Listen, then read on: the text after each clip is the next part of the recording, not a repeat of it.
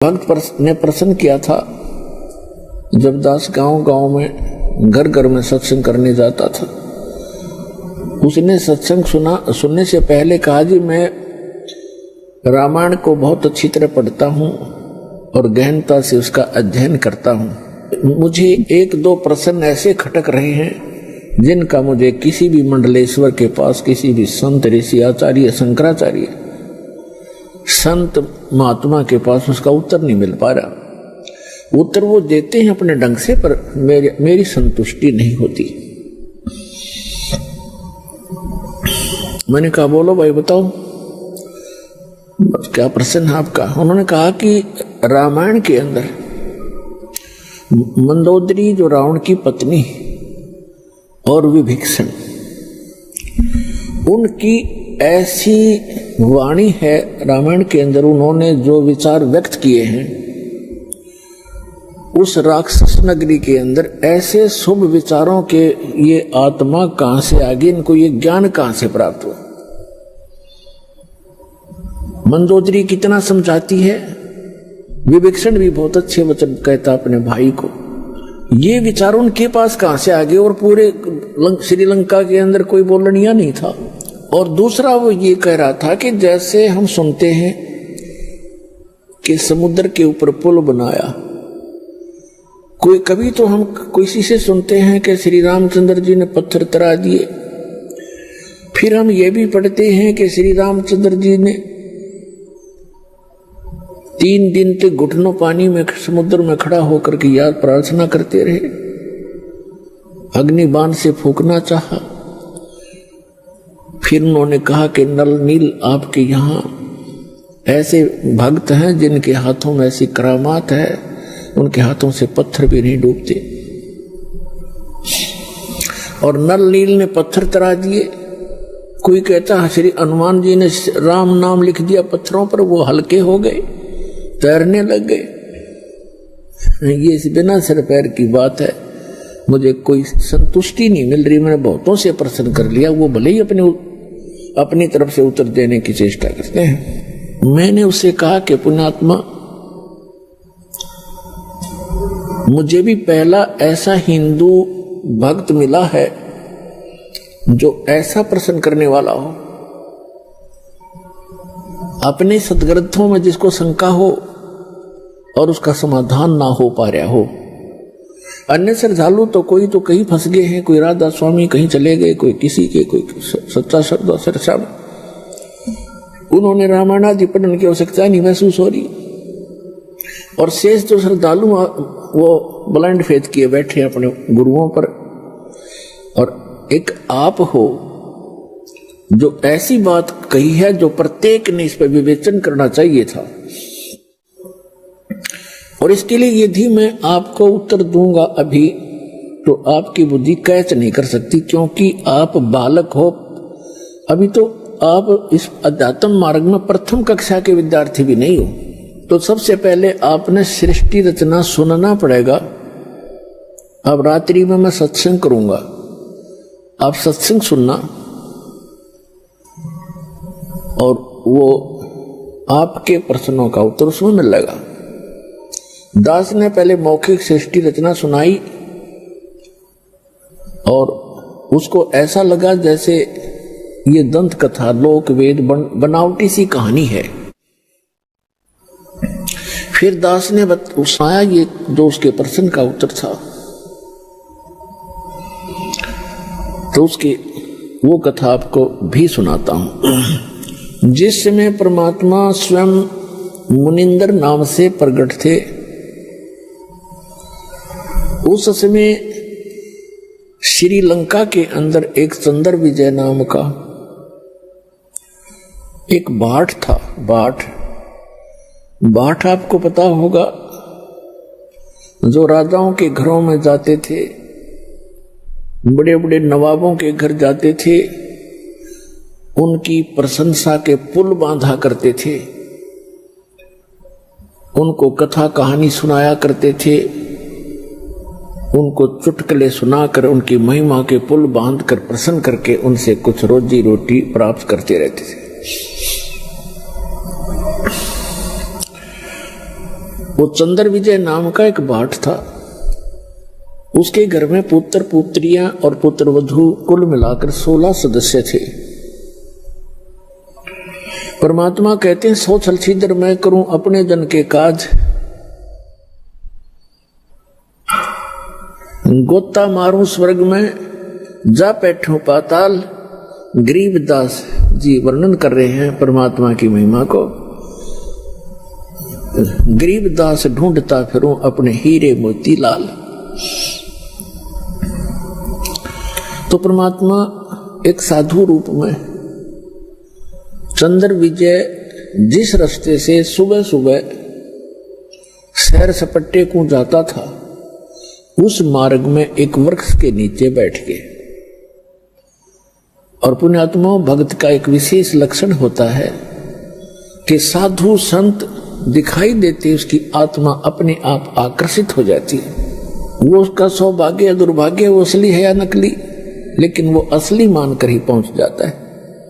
तो परमात्मा भी कहते हैं कबीर साहब के साधु दर्शन राम का, साधु दर्शन राम का, मुख पे बसे सुहाग और दर्श उन्हीं को होत है जिनके पूर्ण भाग। कबीरा दर्शन संत के परमात्मा आवे याद, और लेखे में वही समय, बाकी का समय बर्बाद। अब जो ही चंद्र विजय अपने निर्धारित समय पर सुबह सुबह बाहर निकला, घूमने के लिए गया, फ्रेश होने के लिए गया। जाते समय देखा कि साधु बैठा है। अपना वापस आते समय उन्होंने चरणों में प्रणाम किया और कहा, महात्मा जी दास का यह मकान है, छोटा सा झोंपड़ा है, दर्शन दो भगवान, कुछ आहार करो, हमारा भी उद्धार करो। परमात्मा तो गए उसी विषय में थे। परमात्मा ने कहा कि भाई मैं ऐसा वैसा संत नहीं हूं, मेरे कुछ नियम हैं, मर्यादाएं हैं, उनको यदि तू पालन करेगा तो मैं चल सकता हूं तेरे घर पे। करबद्ध होकर के चंद्र विजय भाट ने कहा कि हुक्म करो परवरदिगार, क्या नियम है, क्या आदेश है आपका? संभव कोशिश करूंगा, जितना भी संभव मेरे से हो सकेगा। परमात्मा ने कहा कि जो मेरा भक्त हो जाता है, उपदेश दीक्षा ले लेता है, मेरा शिष्य बनता है, मैं उसी के घर जाता हूं, ऐसे वैसे व्यक्ति के, अनुपदेशी के घर में आहार नहीं करता। तो चंद्र विजय ने कहा कि भगवान मैं तो शिष्य गुरु बना चुका हूं एक ऋषि को, और उसी ऋषि को गुरु बना रखा है, और बहुत से हमारे साथियों ने। तो परमात्मा ने कहा आपके गुरुजी ने किस भगवान की भक्ति बताई है? अब चंद्र विजय कहता है कि और भगवान कौन है? शिव जी, शंकर भगवान ही तो है सर्वेश्वर, और हमारे राजा भी भगवान शंकर के ही उपासक हैं। फिर परमात्मा ने उसको कहा कि भाई तुम सभी भ्रमित हो, ये शंकर भगवान नहीं है, ये एक देव है, और ये 3 देव एक जैसी ही शक्ति वाले हैं। श्री ब्रह्मा जी रजगुण, श्री विष्णु जी सतगुण, श्री शंकर जी तमोगुण। जैसे आजकल के दृष्टिकोण से अवतार समझाएगा, जैसे एक प्रांत में मिनिस्टर होते हैं, मंत्री, तो उन मंत्रियों का एक जैसा ही रैंक होता है, एक जैसी पावर होती है, एक जैसे ही वो एमएलए से होते हैं, लेकिन उनके विभागों में अंतर होने से थोड़ी सी वैल्यू उनकी घट बढ़ जाती है, वो अलग बात है। फिर परमात्मा ने बताया 3 लोक का राज है ये, ब्रह्मा विष्णु महेश, ऊंचा धाम कबीर का, बाणी बिरह विदेश। 3 देव की जो करते भक्ति, उनकी कदे ना होवे मुक्ति। गुण 3 की भक्ति में ये भूल पड़ो संसार, कहे कबीर निज नाम बिना कैसे उतरो पार। अब चंद्र विजय को कुछ बात खटकी, कुछ हटकर ज्ञान था, कभी कड़वा लगा, कभी मीठा लगा। घंटा 2 घंटे डिस्कशन करने के बाद उसने निर्णय ले लिया कि भगवान आपका ज्ञान भले ही मैं पहली बार सुन रहा हूं, पर आत्मा को खींच रहा है, कुछ अच्छा सा भी लग रहा है। शुरू में तो अच्छा नहीं लग रहा था। तब चंद्र विजय ने कहा कि भगवान दीक्षा दे दो दास को। परमात्मा ने उसको मंत्र दिया और कहा अब दर्शन दो दास के घर पे। तो चल पड़े मालिक। अब चंद्र विजय के घर रहे परमात्मा 2, 3, 4 दिन प्रार्थना करके रखा उनको। सारे परिवार को बैठा लेते थे और सत्संग सुनाते थे, ज्ञान सुनाते थे।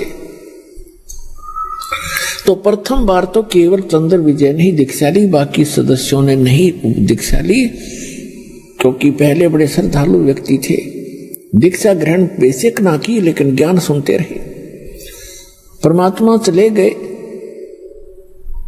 वो फिर कुछ दिनों के बाद फिर आए। उस समय तक चंद्र विजय ने सारे परिवार को तैयार कर दिया दीक्षा दिवाने के लिए। परमात्मा आए, पीछे उन्होंने सब ज्ञान पर डिस्कस किया और सबने स्वीकार किया कि बात सारी सत्य है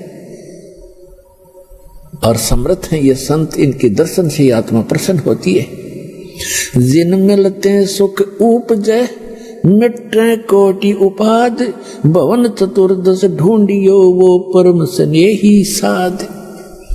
और वो तो परमात्मा आए थे खुद।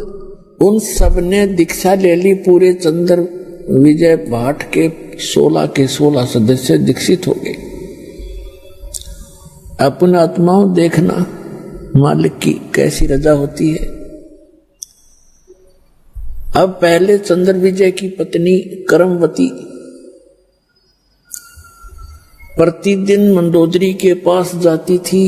घंटा 2 घंटा उसका मनोरंजन करवाया करती थी। और क्या सुनाया करती थी? ऐसे ही घटिया सतर के चुटकुले, बेहुदी बातें जो आम समाज में कहीं भी नहीं जाती। इस तरह की घटिया प्रकार के चुटकुले ऐसे ही जैसे बतलाया करती हैं वो दोनों जनी, और मंदोदरी को हंसाया करती थी, खुश करती थी। जब उस करमवती को ये ज्ञान हुआ, फिर वो जाकर के मंदोदरी जी को, Mandodari wife of Ravan, king of Lanka, उसको समझाने लगी, ये ज्ञान सुनाने लगी। इस ज्ञान को सुनकर मंदोदरी की आत्मा ऐसे खिंचने लगी और एक दिन ये बोली कि करमवती, तेरे अंदर तो सारा डंगा भरा था, ये बात तू लाई कहां से? इतने सुंदर वचन आत्मा को खींच रहे हैं, तो ये ज्ञान कहां से लाई? तेरे सत्र का ज्ञान नहीं है ये। और ना आज तक हमने किसी कथा, किसी महाभारत में देखा ना आज तक हमने किसी सदग्रंथ में देखा नहीं, और किसी पुराण में पढ़ा नहीं, किसी ऋषि ने सुनाया नहीं। यूं बता, ये कथा तेने ये ज्ञान सुना कहां से? करमवती ने बताया, हमारे घर पे हमारे गुरु जी आते हैं, उन्होंने ये ज्ञान सुनाया मंदोदरी। अब मंदोदरी ने कहा कि अब के तेरे गुरुजी आए तो मेरे घर बुला के लाना। अब परमात्मा फिर जाना ही था अपने पेड़ पौधों को संभालने के लिए। तो परमात्मा गए तो मंदोदरी, उसने करमवती ने कहा, करमवती ने अपने गुरुदेव से कहा कि गुरुवर, हमारे राजा की रानी को मैंने आपका ज्ञान सुनाया, वो बड़ी प्रभावित हुई और वो आपका दर्शन करना चाहती है। उसने कहा है कि आप एक बार अपने गुरु जी को बुला लाओ। परमात्मा कहने लगे, बेटा, रावण जो है एक बहुत अहंकारी व्यक्ति है, और वहां यदि मैं जाऊंगा और वो इंसल्ट कर देगा और उधर से अपनी पत्नी को कहेगा तू क्यों बुला तूने ऐसे गैर पुरुष को, तो बेटा उसके जीने भी समस्या हो जाएगी। और यदि उसको आवश्यकता है तो यहां आ जाएगी अब कर्मवती के सामने धर्म संकट और राज संकट दोनों खड़े हो गए। धर्म संकट तो ये हो गया कि गुरुजी ने कह दिया, मैं दोबारा कहूं कैसे। और राज संकट ये खड़ा हो गया कि मंदोदरी मेरी महारानी है और उसको यूं कैसे कहूं कि ये जवाब मिल गया। फिर भी परमात्मा ने हिम्मत दी, वो जाकर कहने लगी कि मंदोदरी हमारे गुरुजी आए हैं और मेरी अर्ज है महारानी कि संतों को बुलाना नहीं चाहिए, साधु संतों का स्वयं जाकर दर्शन करना चाहिए। और यदि मैं प्रार्थना करूंगी ज्यादा और वो आ भी गए और उन्होंने आप पर रजा बख्शी नहीं तो बात नहीं बनेगी। उन्होंने, हमारे गुरुदेव जी ने आपके घराने से मना कर दिया और ये कहा है कि यदि उसको गर्ज है तो मेरे पास आ जाएगी। तो मंदोदरी कहने लगी, बहन मैं चलूंगी, मैं खुद चलूंगी, मुझे गर्ज है भगवान की। वो उस अपने नौकरानी के घर आगी रानी परमात्मा के चरणों में मत्था टेक दिया और ज्ञान ग्रहण किया, दीक्षा प्राप्त की। क्योंकि कर्मवती ज्ञान से पहले काफी परिचित हो चुकी थी और उसने मंदोदरी को बहुत कुछ ज्ञान सुना दिया था। मंदोदरी परमेश्वर मुनिंदर जी की शिष्या बन गई। फिर वो अपने पति रावण से ये कथा ज्ञान सुनाने लगी। रावण कहने लगा, तेरी बुद्धि चल चुकी है, तेरे को किसी गलत व्यक्ति ऋषि ने बहका दिया है। भगवान शंकर से ऊपर कोई शक्ति है, देख मेरे कैसे ठाठ कर रखे हैं, कैसी मेरे को सिद्धियां दे रखी है, सारी सोने की लंका बना ली है। ए मूर्ख औरत, तू अब भी नहीं समझ पाई, किसके चक्कर में फंस गई। मंदोदरी कहने लगी, रावण तू मेरा पति है और मेरा कर्तव्य है तेरे को समझाने का और कहने का, आपका भी फर्ज है मुझे शिक्षा देने का। लेकिन जो ज्ञान मेरे समझ में आया है ये ज्ञान उत्तम है और अपने जो शंकर भगवान है ये समर्थ शक्ति नहीं है। ये केवल वर्क दंड दे सकते हैं जो आपका किया कर्म आपको मिल रहा है अपने तपस्या की, क्योंकि वो ज्ञान से परिचित थी जिस कारण से आपको सिद्धियां भी मिल गई है। लेकिन ये अस्थायी है, एक दिन आपकी भी मृत्यु होगी और शंकर भगवान की भी मृत्यु होगी। रावण कहने लगा, आज के बाद मेरे से जिक्र भी मत कर देना, क्योंकि उसने तो राज चाहिए था, राज उसको प्राप्त था, बस फाइनल। उसने ज्ञान इतना था उसको, ऐसे गुरु मिले हुए थे। एक दिन उसने अपने देवर विभीषण के सामने ये जिक्र किया कि है तो ये भी उसका भाई, लेकिन मेरा कर्तव्य है समझाने का, मानो चाहे मत मानो। तो विभीषण को जब ये ज्ञान सुनाया तो कहने लगा, मंदोदरी आप ये ज्ञान कहां से लाए, और यदि मेरे भाई ने सुन लिया तो तेरे को ज्यादा पिटाई कर देगा तेरी। मंदोदरी कहने लगी, मैंने तेरे भाई से बता दिया, सारा कुछ सुनाने की चेष्टा की पर वो मान्या गति नहीं। पिटाई तो नहीं की, लेकिन वचन ऐसे कह दिए कि आगे से मेरे का सामने जिक्र भी नहीं करेगी। तो